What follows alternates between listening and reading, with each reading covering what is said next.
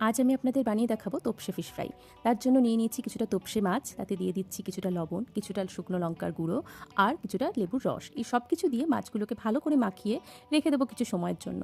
এই সময়ের মধ্যে আমি বানিয়ে নেবো একটা পেস্ট, তাতে দিয়ে দেবো কিছুটা পেঁয়াজ, কিছুটা আদা, কিছুটা রসুন, কিছুটা কাঁচা লঙ্কা, কিছুটা ধনেপাতা। এই সব কিছু দিয়ে যখন একটা ফাইন পেস্ট বানানো হয়ে যাবে, সেই পেস্টের থেকে 3 টেবিল স্পুন মতো পেস্ট আমি মাছের মধ্যে দিয়ে দেবো আর হাফ টেবিল স্পুন মতো সয়া সসও মাছের মধ্যে দিয়ে দেবো। এবার ওই সব কিছু দিয়ে মাছগুলোকে ভালো করে মাখিয়ে রেখে দিতে হবে আধা ঘন্টার জন্য।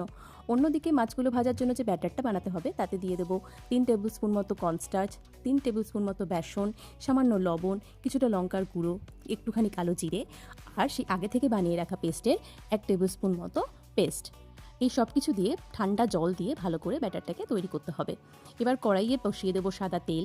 সেই সাদা তেলটা যখন গরম হয়ে যাবে, সেই তেল থেকে 1 টেবিল স্পুন মতো তেল আমি ওই ব্যাটারের মধ্যে দিয়ে দেবো আর দিয়ে দেবো কিছুটা বেকিং সোডা, যেটা আমি আগে বলতে ভুলে গেছি। তো ওই ব্যাটারটা ভালো করে বানিয়ে নেওয়ার পরে এক একটা করে মাছ তুলে ওই ব্যাটারের মধ্যে ভালো করে ডুবিয়ে তেলটা গরম হয়ে গেলে ভালো করে তাতে ছেড়ে দিতে হবে। এপিট ওপিট মাছগুলো ভাজা হয়ে গেলে তুলে নিতে হবে এবং গরম গরম সার্ভ করতে হবে তোপসে ফিশ ফ্রাই।